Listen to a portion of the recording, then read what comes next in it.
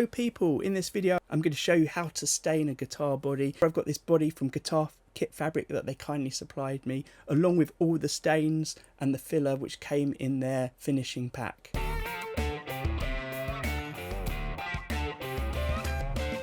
So when you have the bare body like this, then I'm using their grain filler, which is from Nitolac. It comes as a paste and you dilute it slightly with water, and then I'm rubbing it into the body. And what I'm going to do is try and rub it over the entire surface. I'm only, however, going to grain fill the top of this guitar, so you can see the difference as the videos go along of the grain when it's filled on the top and open pore on the sides and back. It's literally a case of using a rag. I'm using an old piece of cotton rag. You want to use something that you know isn't going to leave any string or residue or little bits behind. And then you leave it to dry. Now it can dry in about 20 minutes. You can see the slightly darker bits on here aren't actually wet, it's just where it's a bit thicker. But you can see how much it's greyed off when it dried. And then I'm simply using a paint scraper to scrape off as much of the surface as I can without going too hard and scratching the actual guitar wood. Then I'm going to go over with my sanding block to get as much off as I can. And then a second coat of the filler on, because what I'm going to do to make sure the pores are really filled. But what I hope you're going to see at the end of this video is a real difference between the front and the back. And to ensure the front's super smooth, I'm really going over it again with the filler and scraping it off. Here you can see from another angle, you can see basically how much is coming off with each scrape. Here is the guitar body after I've sanded back that second coat. And what you will have noticed if you do this yourself is that some of that filler is going to overspill onto the binding. So I want to scrape that away, and here I'm simply using a scalpel. Now, as you saw from the very beginning of the video, the guitar is actually going to have a blue top to it, but I'm going to stain it black first. The reason is, staining it black, the black will seep into certain bits of the wood to really darken those parts once I put the blue on. So this is a top tip whenever you're putting any colour on. If you want the grain surface to stand out more, hit it with a dark colour first, like the black, and then sand that off. And as you're sanding back, you don't want to sand back so far that you're sanding all the stain off and all the filler away. You want to sand back until you get the sort of finish that you think looks cool. Now while I'm doing the black, I'm going to do the back as well. You'll see, again, I'm rubbing it on. I tend to rub it in the direction of the grain to start with. But then if it's open pore like this, sometimes you need to go against the grain to get the black to really seep in. This stain, by the way, is the Nitolac Aqua Tint. Now, as I mentioned before, Guitar Kit Fabric have sent me this guitar body. They also sent me one of their finishing kits, which included the filler, included the stain, and it includes the true oil that we're going to come back to later. I prefer to leave my stains to fully dry between each coat, so that was 24 hours.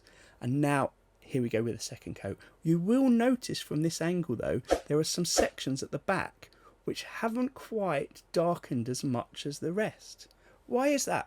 Well, it's because this guitar is in 3 parts, and that's where the join of the parts are, the wooden parts are, and you can just about see that's where some glue is still remaining in the wood pores or on the surface of the wood. Now, it's a shame I didn't spot that earlier.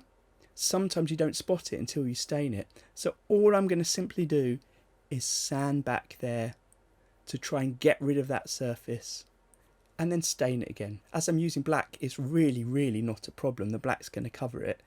If I was using another colour, then sanding back, you might find if I'm not careful where I've sanded back, it might be lighter than the rest of the body. And here you can see I've sanded away on the surface of the guitar the black stain, just enough to really accentuate the grain. And I'm using the sanding block that was supplied by Guitar Kit Fabric in their kit. Now when you're using a colour like this teal, when you first put it on, you might think this doesn't really look like I expected it to, and that's generally because it would need multiple coats, and the oil that you put on top, in this case I'm going to be using True Oil, really helps the colour kind of zing and bounce and stand out.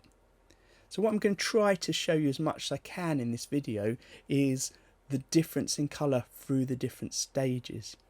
Also, if I hadn't put the black on and I just left the guitar body really clean, you might have got a much more uniform blue on. but like I said, I really wanted the grain to stand out on this.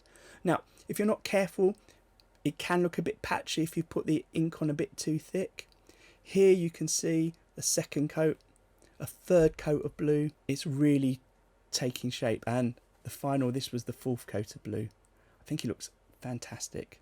I keep saying blue, but it's actually teal. Now, the problem with the stain is it goes on the binding. So to get it off the binding, you need to scrape it off, and that's fine. The bindings are plastic that scrapes off really easily. What I'm doing is using a normal Stanley knife blade, lining up with the edge of the guitar, and then just using a bit of masking tape. Again, this tape came as part of the kit from Guitar Kit Fabric. I am folding it over so there's only the width of the blade sticking out from the end of the tape. It's exactly the same as the width of the binding. I'm just working on the top binding at the moment. You can just about see the side binding here, which is covered in black, the top covered in the blue. And then you can just lightly scrape along. This is quite a time-consuming process. I recommend doing it slowly. And don't worry if you make a slight mistake, I can show you how to fix that in a minute. But that white binding really helps the colours pop. I think it looks brilliant. Now when I'm doing the side, I got to go back and retape my blade. I'm actually using the other side of the blade here because the binding on the side is thicker than the binding is at the top, but it's exactly the same process.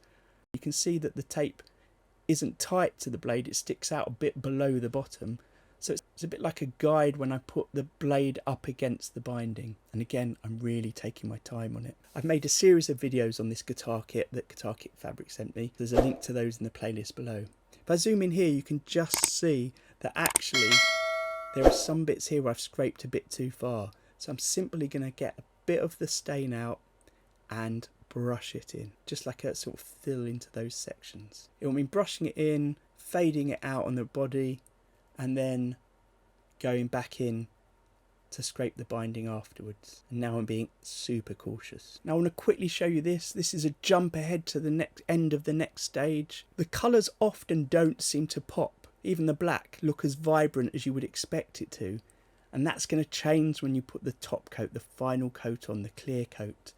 And for this one I've used True Oil. Now what I wanted to do was cover that in a whole separate video, so that if you want to jump backwards and forwards in the future at the different stages as a reminder, you can go to the exact video you want to go to. You can also see I've put a kind of relic finish around the back and sides of this guitar. So if you want to see more, like and subscribe. I've got a link to the playlist on this guitar below, as well as to Guitar Kit Fabric, where you can buy the kit and the Nitelac stains and the staining kit, all the accessories like the sandpapers and tapes that I've been using. And if you found this video useful, don't forget to hit thumbs up, share it with people. You can do a super like or even join my channel membership. All of these things help support me make videos like this to help you make cool guitars. So until next time, happy strumming.